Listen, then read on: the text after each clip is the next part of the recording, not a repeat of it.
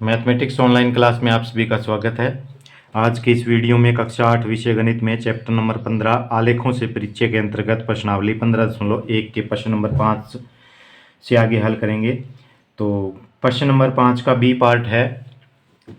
विभिन्न वर्षों में एक गांव में पुरुषों और स्त्रियों की संख्या हजारों में दी गई है। तो यहाँ पर वर्ष है 2003, 4, 5, 6, 7। पुरुषों की संख्या है 12,000, 12.5 हज़ार, 13,000, 13.2 हज़ार, 13.5 हज़ार और स्त्रियों की संख्या है 11.3 हज़ार, 11.9 हज़ार, 13,000, 13.6 हज़ार और 12.8 हज़ार। ये अलग अलग वर्षों में पुरुषों और स्त्रियों की संख्या दी गई है। तो इन डाटा या इन आंकड़ों का प्रयोग करके एक रैखिक आरेख हमें तैयार करना है। तो सबसे पहले तो हम क्या है, जो हमारा आधार होता है एक्स एक्स, उसके ऊपर क्या है वर्ष यानी कि समय ले लेते हैं। तो यहाँ पर 2003 से 2007 तक का हम समय लेते हैं। तो यहाँ पर ले लेते हैं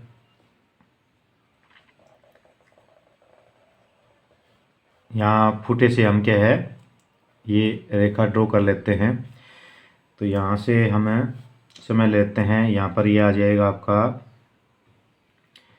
2003 को प्रकट करेगा, ये 2004 को प्रकट करेगा, ये 2005 को प्रकट करेगा, ये 2006 और ये आ गया आपका 2007। तो 2003 से 7 तक है।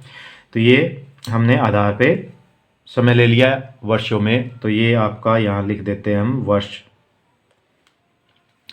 अब जो वाई एक्स है यानी कि लंबवत रेखा है उसको ड्रा कर लेते हैं। उसके ऊपर क्या है पुरुष और स्त्रियों की संख्या हजारों में क्या है प्रकट करेंगे।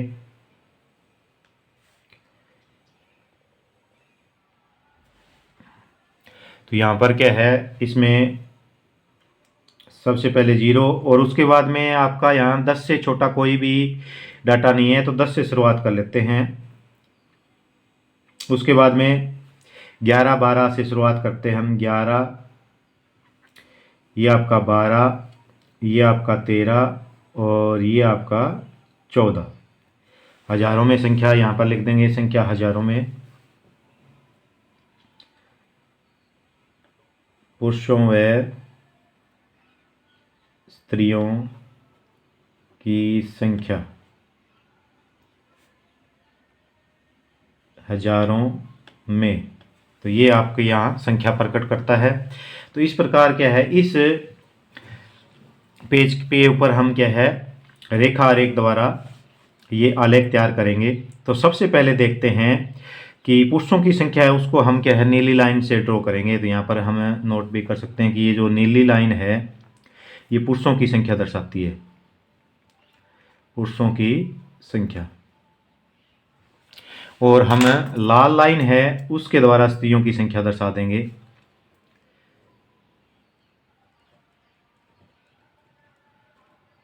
की संख्या। तो सबसे पहले पुरुषों की संख्या को प्रकट करेंगे। तो 2003 के अंदर पुरुषों की संख्या है 12,000। तो 12,000 का हमारा ये यहाँ पर ऊंचाई है। तो यहाँ पर 2003 में 12,000 है तो ये बिंदु आ जाएगा आपका। दूसरा 2004 में कितना है आपका, 2004 में पुरुषों की संख्या 12.5। तो 12 और 13 के बीच में क्या आ जाएगा 12.5 आ जाएगा। 2004 का ये रेखा लेते हैं हम, इसकी ऊंचाई 12.5 तक ये बिंदु आ जाएगा, क्योंकि यहाँ पर 13 है यहाँ पर 12 है तो ये 12.5 आ जाएगा। 2005 में कितना है, 2005 में 13 है तो 2005 में इसकी ऊंचाई 13 तक ले लेते हैं, ये आपकी 13 तक ऊंचाई आ जाएगी, ये बिंदु आ जाएगा। 2006 में आपका है 13.2। तो 2006 में 13, यहाँ पर 13 और ये क्या है 13.1 और 13.2 ये बिंदु आ जाएगा। और 2007 में आपका 13.5। 2007 में ये आपका 13 का बिंदु है, 13 ये 14 का है तो यहाँ पर 13.5 आ जाएगा। इसको हम क्या है मिला देते हैं। तो ये जो रेखा है ये किसको प्रकट करती है, ये हमारी पुरुषों की संख्या को प्रकट करती है, पुरुषों की जनसंख्या को प्रकट करती है। अब है स्त्रियों की जो जनसंख्या है उसको हम लाल पेन से दर्शाएंगे। तो सबसे पहले स्त्रियों की संख्या है 2003 के अंदर 11.3, तो 2003 में 11.3, तो ये आपका 11 है, ये 12 है, तो इसमें 3 छोटे पॉइंट ले लेते हैं, तो ये 11.3 हो जाएगी। इस बिंदु को हम दर्शा सकते हैं। और 2004 के अंदर है 11.9, तो 2004 में 11.9 है आपका, लगभग ये बिंदु आएगा, 12 से एक बिंदु कम आएगा, तो 11.9 ये आ जाएगा आपका। उसके बाद में 2005 के अंदर है 13, तो 2005 में 13 ये सेम का सेम बिंदु है, क्योंकि यहाँ पर पुरुषों की संख्या भी 13,000 थी। 2006 के अंदर है आपकी 13.6, 2006 के अंदर 13 से 14 ये है आपकी, तो 13.6 लगभग आपकी आ जाएगी, ये बिंदु आ जाएगा। और 2007 के अंदर है 12.8, तो ये आपका 11, ये 12 और 12.8 है, तो 13 से थोड़ा सा नीचे, ये देखो 8 पॉइंट पर आ जाएगा। अब इनको क्रमानुसार मिला देते हैं, ये बिंदु यहाँ से, इसके बाद में ये सेम बिंदु है, इसके बाद में ये, और इसके बाद में ये। तो ये जो ग्राफ है ये विभिन्न वर्षों में पुरुषों और स्त्रियों की संख्या को प्रकट करता है। लाल लाइन है ये स्त्रियों की संख्या को प्रकट करता है, और नीली लाइन है ये पुरुषों की संख्या को प्रकट करता है। तो इस प्रकार हम ग्राफ पेपर पे ये ग्राफ बड़ी आसानी से बना सकते हैं। नेक्स्ट प्रश्न पे चलते हैं। प्रश्न नंबर 6 देखते हैं। एक डाकिया किसी नगर के पास ही स्थित एक उपनगर में एक व्यापारी को पार्सल पहुंचाने के लिए साइकिल पर जाता है। विभिन्न समयों पर नगर से उसकी दूरियां निम्न आलेख द्वारा दर्शाई गई है। तो यहाँ पर पहले इस आलेख को समझते हैं। तो यहाँ पर 8 बजे, 9 बजे, 10 बजे, 11 बजे, 12 बजे उसकी अलग अलग स्थिति है। यहाँ पर कितनी दूर है वो किस समय में, किलोमीटर में दूरियां दर्शाई है, 2 किलोमीटर, 4, 6, 8, 10, 12। तो यहाँ से देखते हैं 8 बजे वो क्या है, घर पे था। 8 बजे कहाँ पे था, घर से है, चला है वो। और 9 बजे कहाँ पहुँच गया, 9 बजे पहुँच गया वो 10 किलोमीटर दूर, 10 किलोमीटर की दूरी पे पहुँच गया। 10 बजे कहाँ पहुँच गया, 10 बजे वो 16 किलोमीटर दूर पहुँच गया। और 10:30 बजे देखो यहाँ पर, ये 10:30 बजे वो केवल 16 किलोमीटर पे। इसका मतलब क्या है, यहाँ पर इस आधे घंटे के दौरान 11 से और 10 और 11 के बीच में क्या है, 11:30। तो 10 और 10:30 के बीच में उसने कोई दूरी तय नहीं की। इसका मतलब वो क्या है, जो जहाँ था वहीं वो रुक गया था आधे घंटा के लिए। उसके बाद में 11 बजे है वो पहुंच जाता है यहाँ पर लगभग 18 और 20 के बीच में, 19 किलोमीटर की दूरी पर। और यहाँ पर अंतिम है ये आपका 22 किलोमीटर की दूरी तय करता है। ये 11 और 12 के बीच में, यानी कि 11:30 बजे है वो 22 किलोमीटर की दूरी तय कर लेता है। तो अब इस ग्राफ को समझते हुए इन प्रश्नों के उत्तर देंगे। नंबर 1 है ये प्रश्न, एक्स एक्स पर समय दर्शाने के लिए क्या पैमाना प्रयोग किया गया है। तो इसका आंसर हम लिखेंगे। तो एक्स एक्स पर समय दर्शाने के लिए क्या पैमाना प्रयोग किया गया है। तो एक्स एक्स पर समय दर्शाने के लिए पैमाना का मतलब क्या है, जो वर्ग है वो किस हिसाब से प्रयोग किए गए। तो यहाँ पर 8 और 9 के बीच में कितने वर्ग हैं, 1, 2, 3, 4, यानी 4 इकाई के बराबर 1 घंटा 8 से 9 समय हो जाता है। तो यहाँ पर पैमाना क्या प्रयोग किया गया है, इसको हम क्या है बड़े अक्षरों में लिख देते हैं। तो इसका आंसर आ जाएगा आपका कि 4 इकाई बराबर 1 घंटा जो पैमाना है उसका प्रयोग किया गया है। 4 इकाई में कितने घंटे पर दर्शाया गया है, यहाँ पर भी 9 से 10 1 घंटा हो गया। तो 1, 2, 3, 4, यानी कि हर बार 4 जो वर्ग है, 4 इकाई है, उसको 1 घंटे के बराबर दर्शाया गया है। तो इसका आंसर आ जाता है 4 इकाई बराबर 1 घंटे पैमाने का प्रयोग किया गया है। आगे प्रश्न नंबर 2 देखते हैं। उसने पूरी यात्रा के लिए कितना समय लिया। अब यहाँ पर 8 बजे चला था, पूरी यात्रा उसने कितने समय कर ली, यहाँ पर 11:30, यानी 11 और 12 के बीच में है, तो 11:30 है। तो 8 से 11:30 के बीच में कितना हो गया, 9, 10, 11 और 11:30, यानी कि 3.5 घंटे का समय लिया है। तो 3 सही 1/2, यानी 3.5 घंटे समय उसने कुल लिया है। सी प्रश्न देखते हैं। व्यापारी के स्थान की नगर से दूरी कितनी है। अब यहाँ की स्थान है, इसकी ये दूरी है, तो ये कितने किलोमीटर है भाई, ये 0 से लेके और कितने किलोमीटर तक जाता है, 22 किलोमीटर। तो दूरी कितनी हुई उसकी, 22 किलोमीटर की उसकी कुल दूरी है, वो 22 किलोमीटर तक जाता है। प्रश्न नंबर डी है, क्या डाकिया रास्ते में कहीं रुका। तो यहाँ पर देखते हैं, देखो 10 बजे भी वो 16 किलोमीटर था, 10:30 बजे भी 16 किलोमीटर था। इसका मतलब आधे घंटे वो क्या है, उसने विश्राम किया है, रुक गया है वो।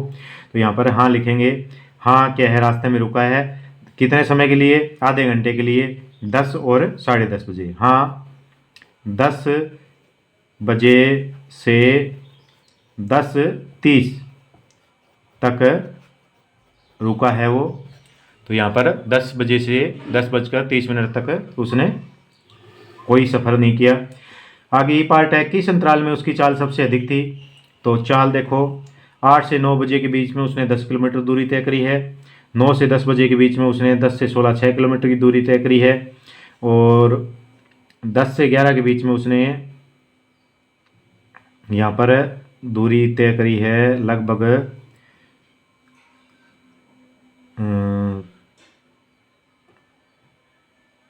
2-3 किलोमीटर की दूरी तय करी है उसने।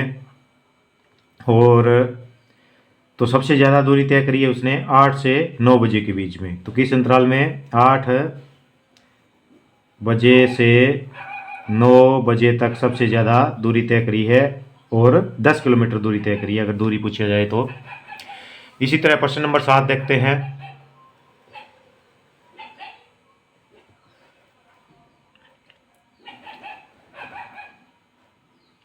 प्रश्न नंबर 7 है, निम्न आलेखों में कौन कौन से आलेख समय और तापमान के बीच संभव है। समय और तापमान, तो एक तरफ समय दर्शाया गया है, दूसरी तरफ है तापमान। तो यहाँ पर तापमान दर्शाया गया है, जो वाई एक्स है खड़ी रेखा, और जो लेटी रेखा है एक्स एक्स, उस पर समय दर्शाया गया है। तो तर्क के साथ उत्तर देना है कि ये संबंध संभव है या नहीं है। तो आकृति नंबर 1 में तापमान और समय, तो जैसे जैसे यहाँ पर शून्य से हम आगे बढ़ते हैं, समय बढ़ता है, तापमान भी बढ़ता जाता है। तो ये बिल्कुल संभव है। तो यह लिख देंगे हाँ संभव है, क्योंकि समय बढ़ने पर तापमान बढ़ा है। तो इसका कारण क्या आएगा, हाँ संभव है, समय बढ़ने पर तापमान बढ़ता है, बढ़ सकता है। दूसरा है, इसमें देखो, इसमें शुरुआत में तापमान ऊंच था और जैसे जैसे समय बढ़ा तापमान नीचे आते गया। यानी कि क्या है, रात के दौरान ऐसा हो सकता है शाम को कि जैसे जैसे क्या है समय बढ़ेगा तो तापमान घटता जाता है, जैसे रात को घटता है। तो ये भी संभव है, क्योंकि समय के साथ तापमान में गिरावट आ सकती है। तो हाँ संभव है, और इसका आंसर लिखेंगे हाँ संभव है, समय के साथ तापमान में गिरावट आ रही है। आगे इसी तरह आकृति नंबर 3 को देखते हैं। आकृति नंबर 3 में देखो, एक ही समय में तापमान बढ़ गया। अब समय बदला नहीं, तापमान एकदम से बढ़ गया, तो ये संभव नहीं है। एक समय में तापमान एक ही जगह स्थिर होता है, समय बढ़ने पर बढ़ सकता है या समय क्या है के साथ कम हो सकता है। एक ही समय में तापमान लगातार नहीं बढ़ सकता। जैसे यहाँ पर कोई समय का हम बिंदु लें 9 बजे, तो 9 बजे तापमान शून्य से एकदम से इतना नहीं बढ़ सकता, वो समय के साथ बढ़ सकता है या समय के साथ घट सकता है। तो ये क्या है, संभव नहीं है। तो आकृति नंबर 3 में जो आलेख दिया गया है ये संभव नहीं है समय और तापमान के साथ। तो लिखेंगे इसका संभव नहीं है, क्योंकि एक ही समय में तापमान नहीं बढ़ता है। और आकृति नंबर 4 में यहाँ पर देखो, तापमान शुरुआत में भी क्या है, यहाँ पर 1 2 3 4 इकाई है, उसके बाद में अंत तक भी 4 इकाई, यानी कि तापमान में कोई परिवर्तन नहीं हुआ है। तो ये भी संभव है कि समय बढ़ने के साथ साथ तापमान स्थिर रहे, तापमान ना बढ़े ना घटे। तो ये संभव है।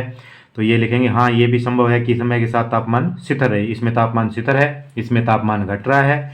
आकृति नंबर 1 में तापमान बढ़ रहा है समय के साथ। और आकृति नंबर 3 है, ये संभव नहीं है, क्योंकि इसमें क्या है, बिना समय के बढ़े ही तापमान बढ़ रहा है। तो ये आकृति नंबर 3 का आलेख संभव नहीं है।